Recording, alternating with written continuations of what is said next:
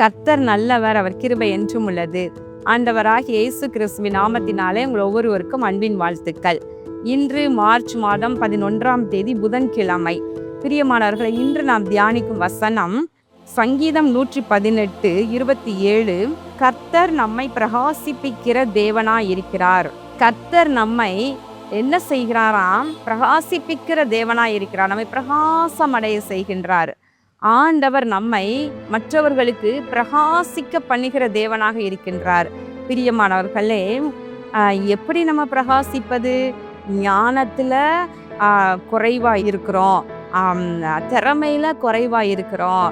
அடுத்து நம்ம காரியங்கள் எல்லாம் வெளிச்சம் இல்லாம இருளா இருக்குது என்று சொல்லி நீங்க கலங்கி கொண்டிருக்கிறீங்களா?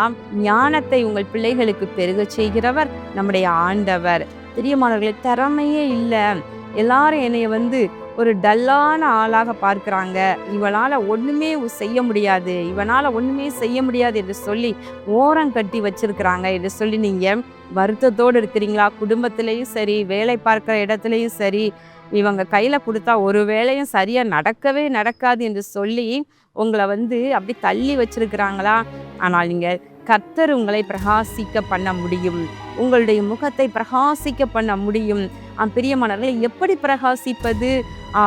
தேவனுடைய சமூகத்துல நம்ம அவரிடம் இருந்து நாம் வெளிச்சத்தை பெற்றுக்கொள்ள வேண்டும். ஞானம் வேண்டுமா? திறமை வேணுமா? அல்லது தேவ கிருபை உங்களுக்கு பெருக வேண்டுமா? மனுஷர் கண்கள தயவு வேண்டுமா? எல்லாத்துக்குமே நீங்க ஆண்டவருடைய பாதத்தை பிடித்து கொள்ளுங்கள்.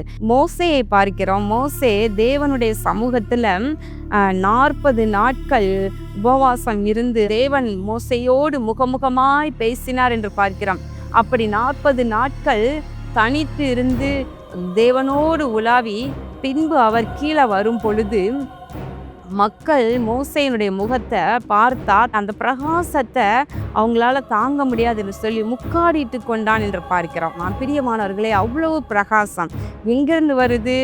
சாதாரண ஒரு மனிதன் தான், ஆனாலும் கூட தேவனுடைய சமூகத்துல தேவனால் தெரிந்து கொள்ளப்பட்டு, தேவனால் நடத்தப்பட்டு, தேவனுடைய சமூகத்துல நேரத்தை கழிக்கும் பொழுது, தேவனோடு உறவாடும் பொழுது அந்த முக பிரகாசத்தை கூட மற்றவர்களால் பார்க்க முடியாத அளவுக்கு போகின்றது. பிரியமானவர்களே, அப்படி என்றால் என்ன?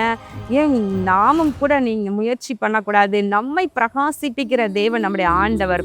அப்போது நம்ம உலகத்தில் இருக்கிற மற்ற காரியங்களை, உலக நபர்களோடு பழகி பேசுவது, இவை எல்லாவற்றையும் சற்று குறைத்து கொண்டு தேவனுடைய சமூகத்தில் நம்ம சற்று அதிக நேரம் காத்திருக்கவும், அவர் சமூகத்தில் அவருடைய பிரசன்னத்தில் களி கூர்ந்து அவரை துதித்து பாடவும் நம்ம நேரம் ஒவ்வொரு நாளும் குறைந்தபட்சம் 1 மணி நேரம் ஆகிலும் நீங்கள் செலவு பண்ண துவங்குவீங்கன்னா ஆட்டோமேட்டிக்காக அவங்களுடைய முகம் பிரகாசிக்க ஆரம்பிக்கும்.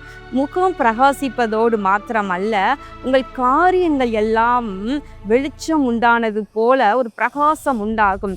உங்களுக்குள்ள இருக்கிற ஞானம் பெருகும், உங்களுக்குள்ள இருக்கிற தாளந்து பெருகும், உங்களுக்குள்ள இருக்கிற கிருபை பெருகும், கர்த்தர் உங்களுக்கென்று கொடுத்திருக்கிற மகிமை பெருகும். பிரியமானவர்களே, சாத்ராக், மேஷாக், ஆபேத்நேகோ இவர்கள் மற்றும் தானியேல் இவர்கள் 10 மடங்கு சமர்த்தர்களாக பிரகாசித்தாங்க. அன்றைக்கு எப்படி? அவர்கள் தங்கள் பரிசுத்தத்தை காத்து கொண்டு தேவனுக்கு பிரியமாக இருந்து, தானியேலோ வென்றால் 3 வேளையும் எருசலேமை நோக்கி பலகணிகள் திறந்திருக்க ஜெபம் பண்ணினார் என்று பார்க்கின்றோம்.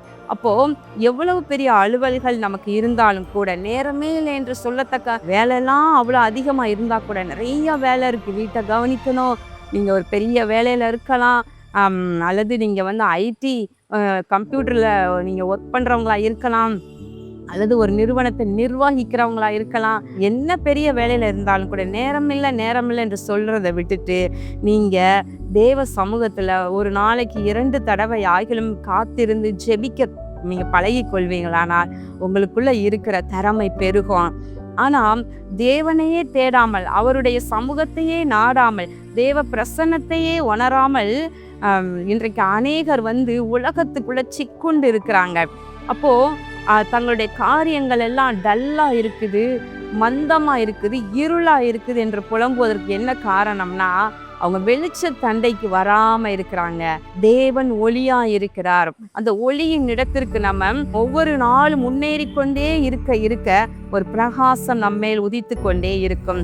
பிரியமானவர்களே, இந்த நாளிலே கர்த்தர் உங்களை பிரகாசிப்பிக்கிற தேவனாய் இருக்கிறார். உங்கள் பிள்ளைகளை பிரகாசிக்க பண்ணுகிற தேவனாக இருக்கிறார். கண்களை மூடி ஜெபம் பண்ணுவோமா? எங்கள் அன்புள்ள பரலோக பிதாவே, இதோ இந்த நாளிலும் நாங்கள் தியானித்த நம்முடைய வார்த்தையின்படி தேவன் நம்மை பிரகாசிக்க பண்ணுகிறவராய் இருக்கிறார் என்று பார்த்தோம். இதோ தேவ பிள்ளைகள் கூட தங்கள் வாழ்க்கையில ஐயோ இருள் காணப்படுகின்றது, வெளிச்சமே இல்லை என்று சொல்லி வேதனையோடு இருக்கலாம். தங்கள் காரியங்கள் எல்லாம் இருள் நிறைந்தது போல இருக்குது என்று வேதனைப்படலாம். தோல்வி இருக்கிறது, நஷ்டம் வந்து விடுகின்றது, இதனால எப்பொழுதுமே கவலை, கண்ணீர், வேதனை, துக்கம் என்று அமிழ்த்தி கொண்டிருக்கிறது என்று வேதனைப்படலாம். ஆனால் இந்த நாள்ல ஆண்டவரை உம்முடைய பிள்ளைகளை ஆண்டவரை நீர் பிரகாசிக்க பண்ண துவங்குவீராக. இவர்களுடைய சமூகத்தை நாடுவார்களாக. ஆண்டவரை இவர்களுடைய முகங்கள் பிரகாசிக்க துவங்குவதாக. இயேசு கிறிஸ்துவின் நாமத்தினாலே இந்த ஜெபத்தை ஏறெடுக்கின்றேன் நல்ல பிதாவே, ஆமேன். பிரியமானவர்களே, கர்த்தர் உங்களை பிரகாசிக்க பண்ணுவாராக. ஆமேன்.